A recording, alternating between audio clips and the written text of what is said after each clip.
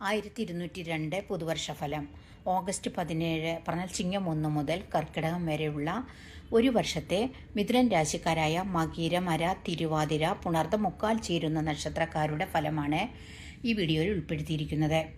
വ്യാഴം നിങ്ങളുടെ 2ാം ഭാവത്തിലാണ്, പറഞ്ഞാൽ ധനഭാവത്തിലാണ്. നവംബർ 1 വ്യാഴം നിങ്ങളുടെ 3ാം ഭാവത്തിലേക്ക് രാശി മാറും. ശനി നിങ്ങളുടെ 10ാം ഭാവത്തിലാണ്, പറഞ്ഞാൽ കർമ്മഭാവത്തിലാണ്. രാഹു നിങ്ങളുടെ 9ാം ഭാവത്തിലാണ്. ഡിസംബർ 5 രാഹു കുംഭൻ രാശിയിൽ നിന്ന് മകരൻ രാശിയിലേക്ക് രാശി മാറുന്നുണ്ട്. അപ്പോൾ നിങ്ങളുടെ 8ാം ഭാവത്തിലേക്ക് മാറും. കേതു നിങ്ങളുടെ 3ാം ഭാവത്തിലാണ്. ഇപ്പോൾ ഡിസംബർ 5 കേതു ചിങ്ങൻ രാശിയിൽ നിന്ന് കർക്കിടകൻ രാശിയിലേക്ക് രാശി മാറുന്നുണ്ട്. അപ്പോൾ നിങ്ങളുടെ 2ാം ഭാവത്തിലേക്ക് മാറും. നിങ്ങളുടെ രാശി അധിപൻ ബുധനാണ്. മറ്റെല്ലാ ഗ്രഹങ്ങളും കൂടുതലും നിങ്ങൾക്ക് അനുകൂല ഫലങ്ങളാണ് കിട്ടുക.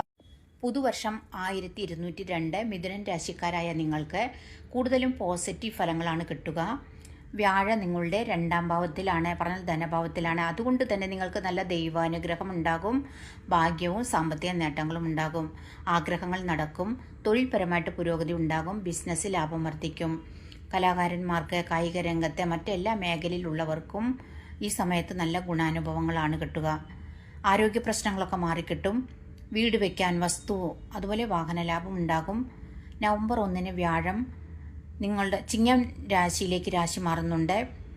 അപ്പോൾ നിങ്ങളുടെ 3ാം ഭാവത്തിലേക്ക് മാറും. 3ലുള്ള വ്യാഴം നിങ്ങൾക്ക് ഒരു ഗുണദോഷ സമ്മിശ്ര ഫലമാണ് കിട്ടുക. ശനി നിങ്ങളുടെ 10ാം ഭാവത്തിലാണ്. അതുകൊണ്ട് തന്നെ ശനിയുടെ ഒരു സമ്മിശ്ര ഫലം തന്നെയാണ് കിട്ടുക. നിങ്ങളുടെ രാശിയധിപൻ ബുധനാണ്. ബുധൻ നിങ്ങൾക്ക് ബുദ്ധി സാമർഥ്യത്തോടെ മുന്നേറാനായിട്ട് സാധിക്കും. നല്ല അറിവും ബുദ്ധി സാമർഥ്യം ഉണ്ടാകും.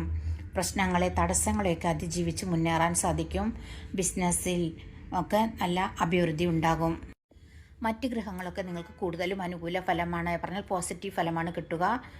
നിങ്ങൾ നവംബർ മുതൽ നിങ്ങൾ വ്യാഴാഴ്ചകളിൽ വ്രതമെടുത്ത് പ്രാർത്ഥിക്കുന്നത് കൊണ്ട്, അതുപോലെ തന്നെ മഹാവിഷ്ണു പ്രീതി വരുത്തുന്നത്, പിന്നെ എല്ലാ ശനിയാഴ്ചകളിലും ശാസ്താക്ഷേത്രത്തിൽ എള്ളുതിരി കത്തിക്കുന്നത്, ഒപ്പം തന്നെ എല്ലാ ദിവസവും നിങ്ങൾ ഓം നമഃശിവായ 11 തവണ ചൊല്ലുന്നതൊക്കെ നിങ്ങളുടെ ദോഷം മാറി കൂടുതൽ ശുഭഫലവും ഭാഗ്യവും വർദ്ധിക്കും. എല്ലാ മിഥുനൻ രാശിക്കാർക്കും പുതുവർഷം സർവൈശ്വര്യവും അതുപോലെ നല്ല ആരോഗ്യം നിറഞ്ഞതാവട്ടെ എന്ന് പ്രാർത്ഥിച്ചുകൊണ്ട് നിർത്തുന്നു. വീഡിയോ സബ്സ്ക്രൈബ് ചെയ്യാനും ലൈക്ക് ചെയ്യാനും കമൻറ്റ് ചെയ്യാനും മറക്കരുത്. താങ്ക്